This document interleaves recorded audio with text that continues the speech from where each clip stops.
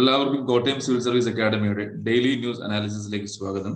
നമ്മൾ ചർച്ച ചെയ്യുന്ന ആദ്യത്തെ article envisioning the post pandemic smart city എന്ന ഒരു എഡിറ്റോറിയൽ പേജാണ്. എന്താണ് ഈ സ്മാർട്ട് സിറ്റി പ്രോഗ്രാം ഈ COVID-19 ബന്ധം, അല്ലെങ്കിൽ ഇതിനുശേഷം ഈ ഒരു സ്മാർട്ട് സിറ്റി എങ്ങനെയാകണം എന്നതിനെ കുറിച്ചിട്ടുള്ള ഒരു കാഴ്ചപ്പാടാണ് നമ്മളുടെ ഇന്നത്തെ എഡിറ്റോറിയൽ നമുക്ക് മുന്നോട്ട് വയ്ക്കുന്നത്. ഇതിനകത്ത് സ്മാർട്ട് സിറ്റി എന്ന് കാണുമ്പോൾ അല്ലെങ്കിൽ സ്മാർട്ട് സിറ്റി എന്ന് കേൾക്കുമ്പോൾ ഉണ്ടാകുന്ന ഒരു ഗ്ലോബൽ പെർസെപ്ഷൻ എന്താണെന്ന് വെച്ച് കഴിഞ്ഞാൽ, നല്ല ബിൽഡിങ്ങുകൾ എല്ലാം ഇലക്ട്രോണിക്കലി കണക്റ്റഡ്, അത്തരത്തിലുള്ള വളരെ സോഫിസ്റ്റിക്കേറ്റഡ് ആയിട്ടുള്ള ടെക്നോളജികൾ ഉപയോഗിച്ചുകൊണ്ടുള്ള ഒരു ബിൽഡിംഗ് അല്ലെങ്കിൽ ഒരു സിറ്റീസ് പാറ്റേൺ ആണ് എല്ലാവരുടെയും മനസ്സിലുണ്ടാകുന്നത്. എന്നാൽ കോവിഡിന് ശേഷം അല്ലെങ്കിൽ COVID-19 ശേഷം നമ്മൾ മനസ്സിലാക്കേണ്ട മറ്റൊരു അപ്രോച്ച് ഉണ്ട് നമ്മളുടെ സ്മാർട്ട് സിറ്റി പ്രോഗ്രാമുകളിൽ. അതിനെ കുറിച്ചിട്ടാണ് ഈ ഒരു ആർട്ടിക്കിൾ നമുക്ക് ഒരു ഇൻസൈറ്റ് നൽകുന്നു എന്ന് തന്നെയാണ് എൻ്റെ വിശ്വാസം. എങ്ങനെയാണ് ഈ സ്മാർട്ട് സിറ്റി പ്രോഗ്രാമുകൾ അല്ലെങ്കിൽ സ്മാർട്ട് സിറ്റികൾ മുന്നോട്ട് കൊണ്ടുപോകേണ്ടത് എന്നുള്ളതാണ് നമ്മൾ മനസ്സിലാക്കേണ്ടത്. അതിനു മുൻപ് എങ്ങനെയാണ് സ്മാർട്ട് സിറ്റിയുടെ അല്ലെങ്കിൽ സ്മാർട്ട് സിറ്റിയുടെ ഒരു ഉത്ഭവം എന്ന് പറയുന്നത് 1961-66 കാലഘട്ടങ്ങളിൽ തന്നെ ഉള്ള പഞ്ചവത്സര പദ്ധതികളിൽ പലപ്പോഴും ടൗൺ പ്ലാനിങ്ങിലും അല്ലെങ്കിൽ ടൗൺ ഡെവലപ്മെന്റുകളും അല്ലെങ്കിൽ സിറ്റി ഡെവലപ്മെന്റുകളും വളരെ ശക്തമായ, വളരെ കൃത്യമായിട്ടുള്ള മാർഗനിർദ്ദേശങ്ങൾ, മാനദണ്ഡങ്ങൾ മുന്നോട്ട് വയ്ക്കാൻ ശ്രമിച്ചിരുന്നു. എന്നാൽ അതിൽ നിന്നൊക്കെ വ്യത്യസ്തമായി 2014 നരേന്ദ്രമോദി ഗവൺമെന്റ് അധികാരത്തിലെത്തിയപ്പോൾ അവർ ഒരു പുതിയ ഒരു കോമ്പറ്റേറ്റീവ് പാറ്റേൺ ഈ ഒരു സ്മാർട്ട് സിറ്റി പ്രോജക്റ്റിൽ കൊണ്ടുവന്നിട്ടുണ്ടായിരുന്നു.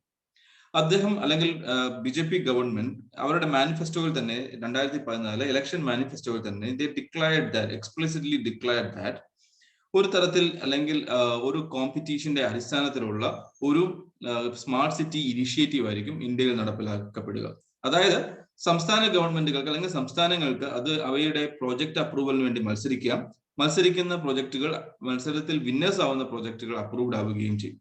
എന്നാൽ അല്ലെങ്കിൽ ഔട്ട് ആയിട്ടുള്ള അല്ലെങ്കിൽ എക്സ്പെൽഡ് ചെയ്യപ്പെട്ടിട്ടുള്ള പ്രോജക്റ്റുകൾ സബ്മിറ്റ് ചെയ്ത സംസ്ഥാനങ്ങൾക്ക് അപ്രൂവ്ഡ് പ്രോജക്റ്റിൽ നിന്ന് പഠിക്കുവാനും വീണ്ടും ആ പ്രോജക്റ്റുകളിലേക്ക് ഒരു കോമ്പറ്റീറ്റീവ്നെസ് കൊണ്ടുവരാനും ശ്രമിക്കാം. അല്ലെങ്കിൽ അത്തരത്തിൽ ഒരു കോമ്പറ്റേറ്റീവ് സിസ്റ്റമാണ് കൊണ്ടുവന്നത്. അതിൽ ഏറ്റവും പ്രധാനപ്പെട്ട ഒന്നാണ് സ്മാർട്ട് സിറ്റി ഇനിഷ്യേറ്റീവ്സിന്റെ ഒരു പ്രോജക്റ്റ് അല്ലെങ്കിൽ ഒരു ഭാഗം തന്നെയാണ് 2020 സ്മാർട്ട് സിറ്റി അവാർഡ് ലഭിച്ചിട്ടുള്ള ഒരു പ്രോജക്റ്റ് ആണ് ICC, integrated command and control centres എന്നറിയപ്പെടുന്നത്. അത് എന്തുകൊണ്ടാണ് എന്നുള്ളത് നമുക്ക് വഴിയെ നോക്കാം. അതിൽ ഏറ്റവും പ്രധാനപ്പെട്ട ഒരു അപ്രോച്ചിലെ ഒരു ഭാഗം തന്നെയാണ് ICCS എന്ന് പറയുന്നത്.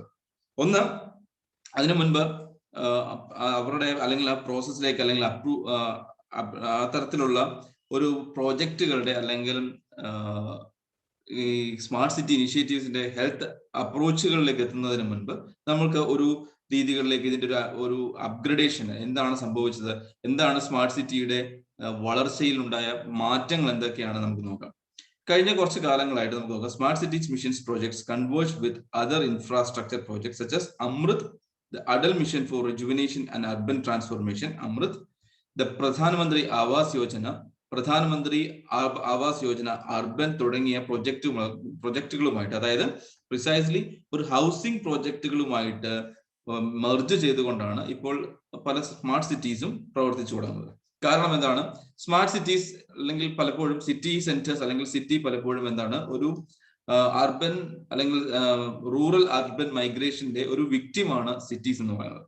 അതുകൊണ്ട് ഏറ്റവും കൂടുതൽ പ്രധാനമായിട്ടുള്ള ഒരു ഇഷ്യൂ വരുന്നത് ഇവരുടെ ജനങ്ങളുടെ അക്കോമഡേഷൻ അല്ലെങ്കിൽ ലോഡ്ജിങ് അല്ലെങ്കിൽ അവരുടെ താമസ സൗകര്യങ്ങൾ ഉണ്ടാവുക എന്നുള്ളതാണ്. ഈ സിറ്റി സിസ്റ്റത്തിലേക്ക് വരുമ്പോൾ ആളുകൾക്ക് ഏറ്റവും കോംപ്രമൈസ് ചെയ്യപ്പെടുന്ന 2 കാര്യങ്ങളിലാണ്.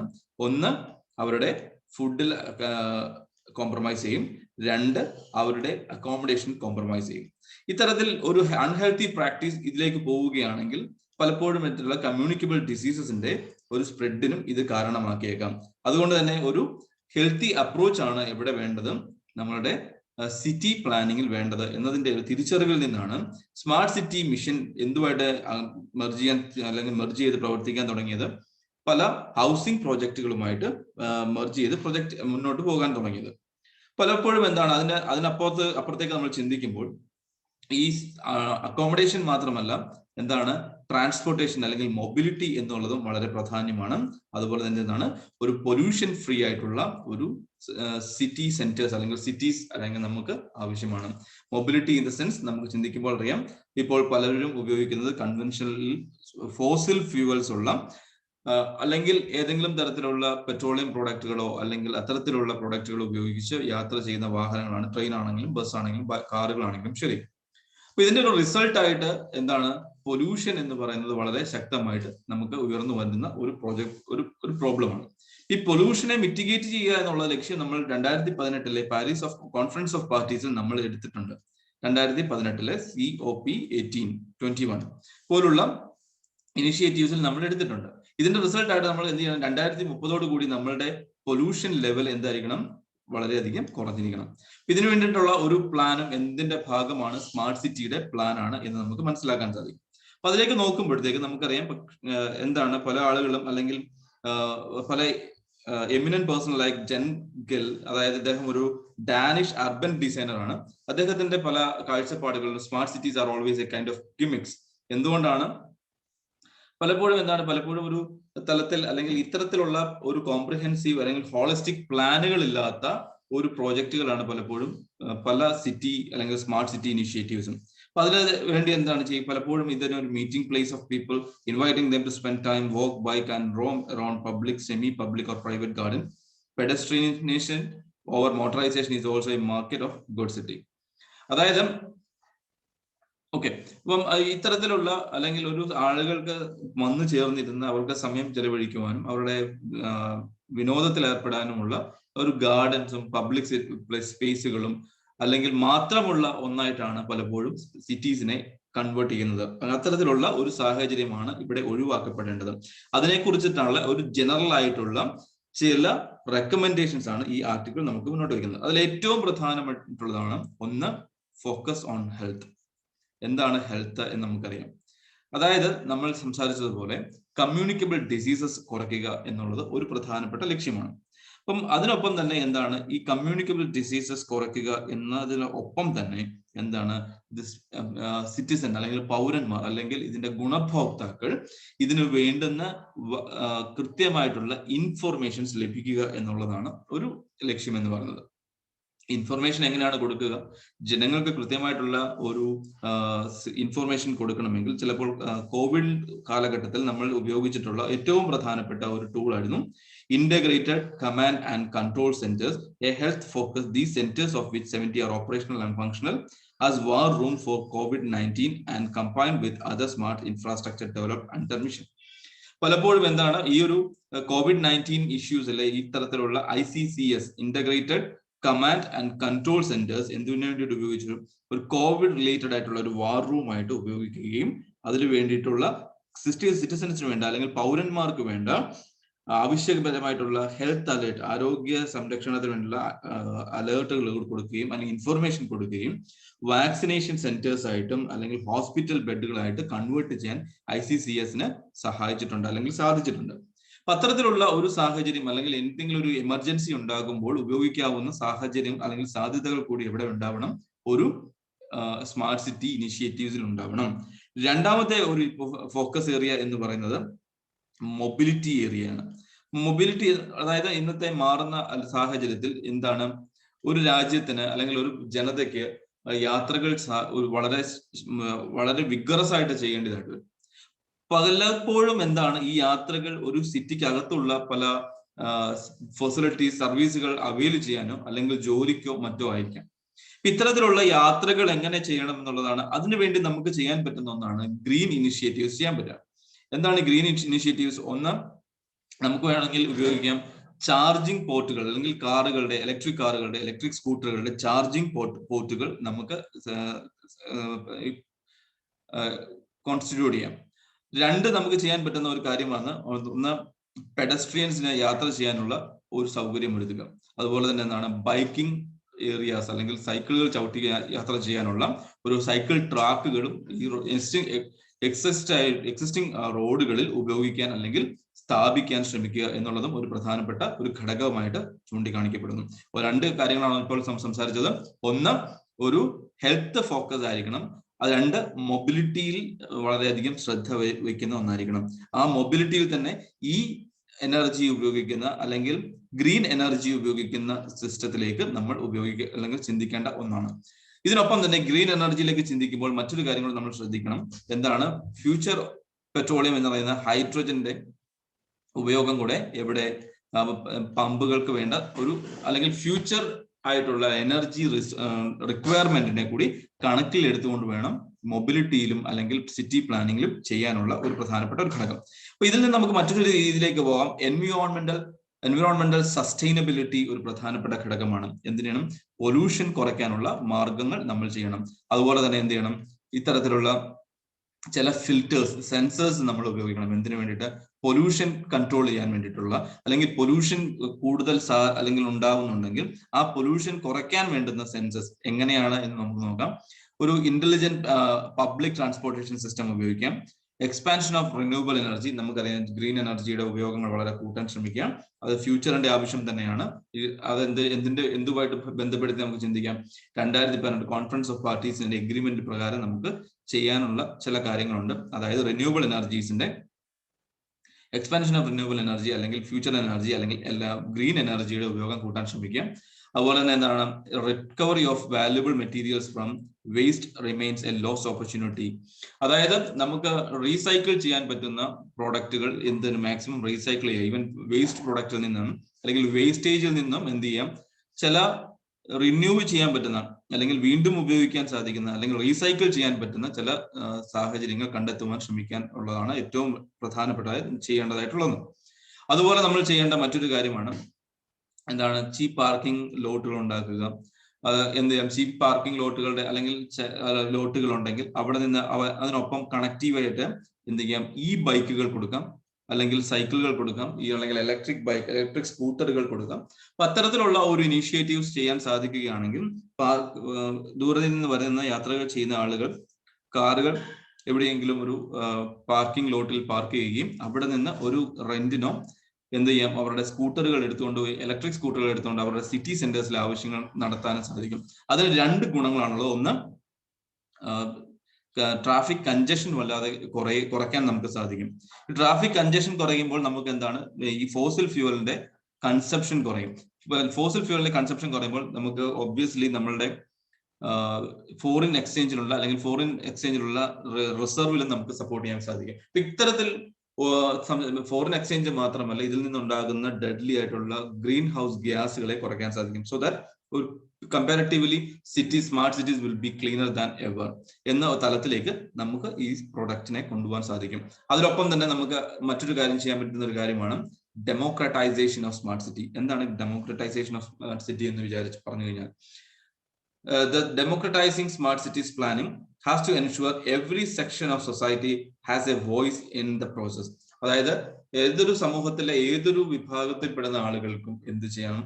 ഇതിലുണ്ടാകുന്ന ഓരോ മാറ്റങ്ങളെ കുറിച്ചും അറിയുവാനും മനസ്സിലാക്കുവാനും അതിനെക്കുറിച്ച് ചോദിച്ചറിയുവാനും ഒരു അധികാര വികേന്ദ്രീകരണം ജനങ്ങൾക്ക് നൽകുന്ന ഒരു തലത്തിലേക്ക് കൊണ്ടുപോകാൻ സാധിക്കുമ്പോൾ മാത്രമാണ് സ്മാർട്ട് സിറ്റീസ് എന്ന ഒരു ഇനിഷ്യേറ്റീവ് നമുക്ക് പൂർണ്ണമായിട്ടും അല്ലെങ്കിൽ അതിന്റെ പൂർണ്ണമായിട്ടുള്ള അർത്ഥത്തിൽ നമുക്ക് ഉൾക്കൊള്ളാൻ സാധിക്കുന്നുള്ളൂ.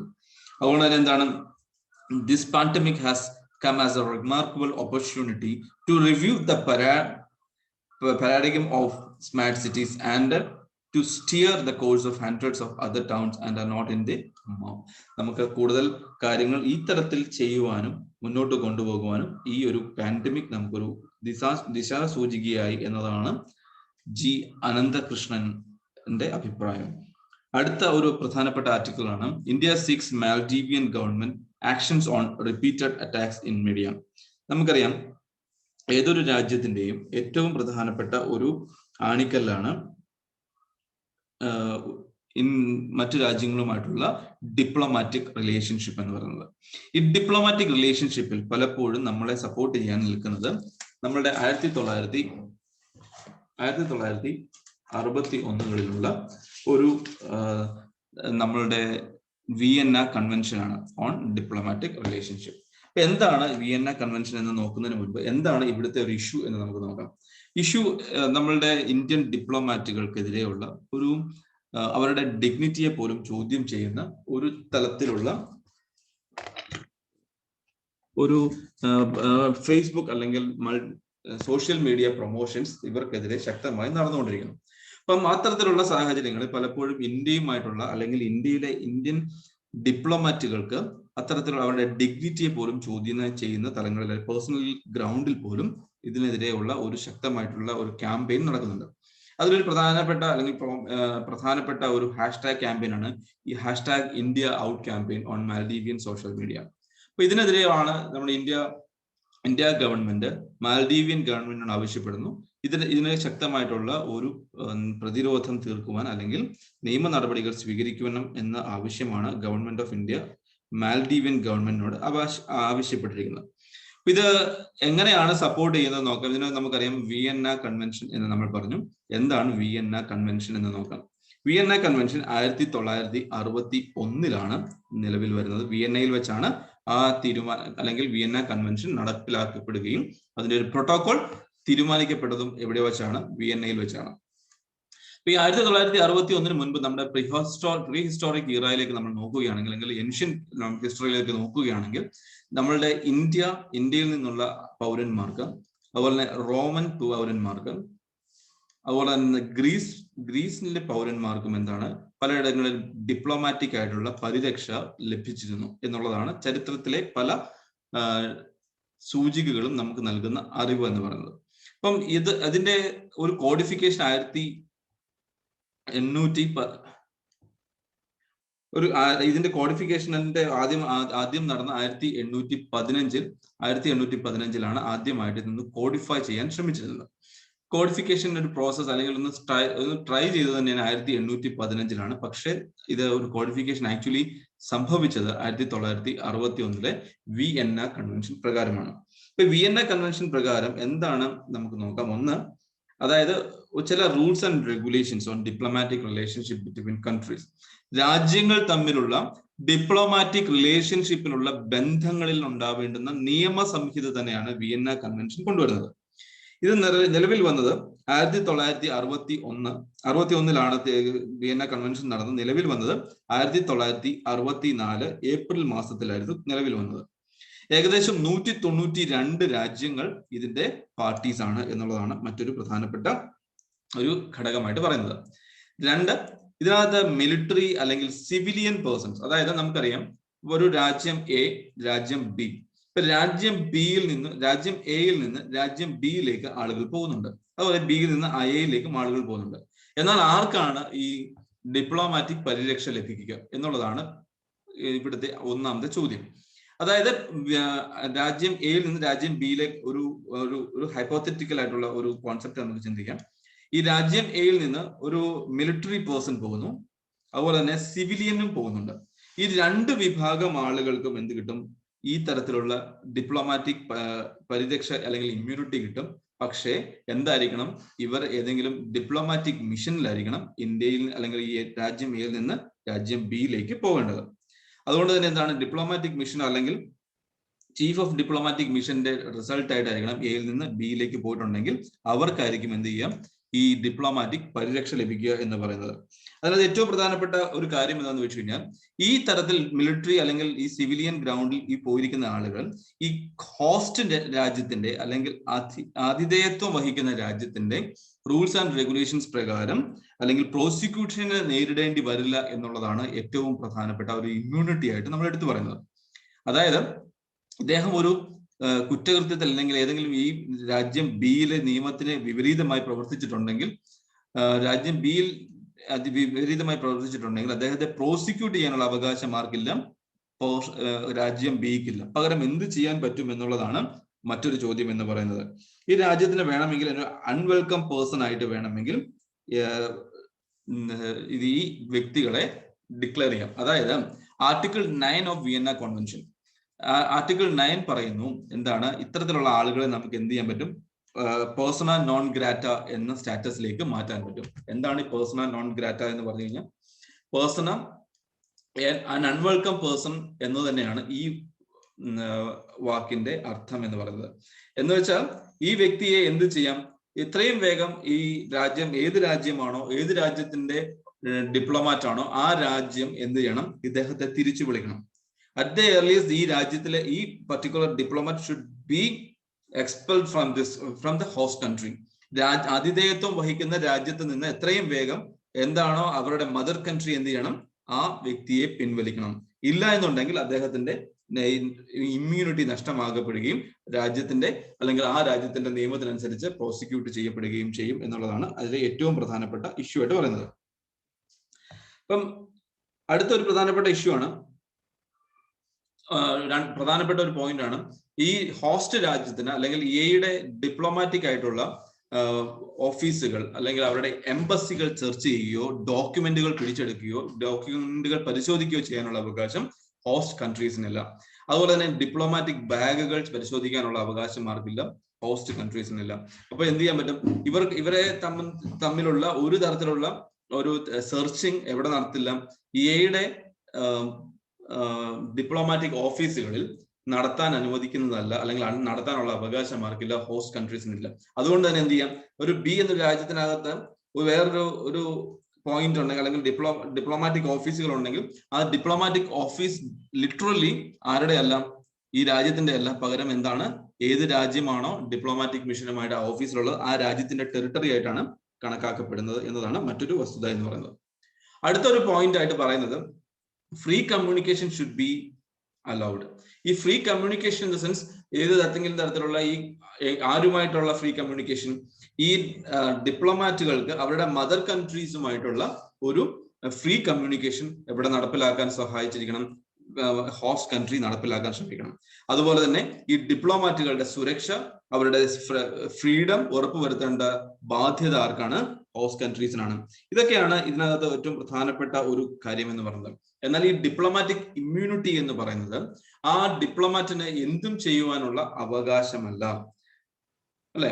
അവർക്ക് നിയമത്തിനനുസരിച്ചാണ് പ്രവർത്തിക്കേണ്ടത്. ഏതെങ്കിലും ഡിപ്ലോമാറ്റിക് ഗ്രൗണ്ടിൽ ഏതെങ്കിലും തെറ്റുകൾ എറർ സംഭവിച്ചിട്ടുണ്ടെങ്കിൽ ആ രാജ്യത്തിൽ നിന്ന് പ്രോസിക്യൂഷൻ നേരിടേണ്ട എന്നത് മാത്രമാണ് ചെയ്യാൻ പറ്റുക. അടുത്തത് ഓക്കെ, അതുകൊണ്ട് തന്നെ എന്താണ് ഇത്തരത്തിലുള്ള ഒരു ഇനിഷ്യേറ്റീവ് ഒരു രാജ്യത്തിന്റെ ഭാഗത്തുണ്ടായാൽ അതേ രീതിയിലുള്ള റെസിപ്രോക്കൽ ഇനിഷ്യേറ്റീവ് എടുക്കാനുമുള്ള അവകാശമല്ല എന്തിന്, ഈ ഹോസ്റ്റ് കൺട്രീസ് അല്ലെങ്കിൽ മദർ കൺട്രീസിന് ഉണ്ടാവുക. അപ്പൊ ഇത്തരത്തിലുള്ള ഒരു വയലേഷൻ, ഒരു സാധ്യതയാണ് നമ്മൾ ഇന്ത്യ മാൽഡീവിയൻ ഗവൺമെന്റ് ആക്ഷനിൽ നമ്മൾ കാണുന്നത്. ഇതിനകത്ത് ഏറ്റവും പേഴ്സണലി നോൺ ഗ്രേറ്റ ആയിട്ട് നമ്മുടെ ഭാഗത്ത് കണ്ടത് ഒരു ഇഷ്യൂ ആയിരുന്നു. ദേവയാനി ഖോബ്രഗഡയുടെ ഇഷ്യൂ നമ്മൾ കഴിഞ്ഞ 2-3 വർഷം മുൻപ് നമ്മൾ കേട്ടിട്ടുണ്ട്. അവരെന്ത് ചെയ്തു, അവരുടെ ചില പേഴ്സണൽ ഗ്രൗണ്ടിലുള്ള തെറ്റുകൾ കാരണം രാജ്യത്തിന് അല്ലെങ്കിൽ USA അവരെ അംഗീകരിക്കാൻ പറ്റില്ല എന്ന് പറഞ്ഞു എന്ത് ചെയ്തു, ഇവരെ എത്രയും വേഗം തിരിച്ചു വിളിക്കണം, US നിന്ന് ഇന്ത്യയിലേക്ക് കൊണ്ടുപോവുകയോ അവരുടെ രാജ്യത്ത് നിന്ന് തിരിച്ചു വിളിക്കണം എന്ന ആവശ്യം USA മുന്നോട്ട് വെച്ചപ്പോൾ ഇന്ത്യയും ആവശ്യപ്പെട്ടത് എന്താണ്, ഒരു റെസിപ്രോക്കൽ ആയിട്ട് US മിഷൻ ഇൻ ഇന്ത്യയിൽ നിന്ന് ഒരാളെയെങ്കിലും തിരിച്ചു വിളിക്കണം എന്നുള്ളതാണ് വന്നത്. പക്ഷെ അത്തരത്തിലുള്ള ഒരു ടഗ് ഓഫ് പവർ അല്ല ഇവിടെ ആവശ്യപ്പെടേണ്ടത്. It should be solve with dialogue. അതായത് നമ്മൾ ഡിപ്ലോമാറ്റിക് ഡയലോഗുകൾ കൂടി എന്ത് ചെയ്യണം, ഇറ്റ് ഷുഡ് ബി സോൾവ്. ഇതാണ് ഇവിടെ നമുക്ക് ഇന്ത്യ മാൽഡീവിയൻ റിലേഷൻഷിപ്പിൽ ഏറ്റവും ഹെൽത്തി ആയിട്ടുള്ള അപ്രോച്ച് എന്ന് പറയുന്നത്. അടുത്തത്, which of the following is or are treated as cruelty under Prevention of Cruelty to Animals Act? The dehorning of cattle or castration or branding or nose roping of any animal in the prescribed manner. ഒന്നാമത്തെ statement, if any person without reasonable cause abandons any animal in circumstances which render it likely that it will suffer pain by reason of starvation or thirst. If any person promotes or takes part in any shooting match or competition wherein animals are released from captivity for the purpose of such shooting. The destruction of stray dogs in lethal chambers. ഏതൊക്കെയാണ് ഇതിന്റെ അല്ലെങ്കിൽ prevention of cruelty animals എന്ന് നോക്കാം. The Prevention of Cruelty to Animals Act was enacted in 1960 and was authored by acclaimed dancer and animal lover Rukmini Devi Arundale. It was enacted to prevent the infliction of unnecessary pain and suffering on animals. As per the provisions of law, the Government of India formed Animal Welfare Board in 1962. The Animal Welfare Board of India was started under the stewardship of Rukmini Devi Arundale. It falls under the Ministry of Fisheries, Animals, Husbandry and Dairying. Intentional infliction of pain and sufferings to animal is termed cruelty under law. Cruelty is if any person without any reasonable cause abandons any animal in circumstances which render it likely that it will suffer pain by reason of starvation or thirst. അടുത്തത്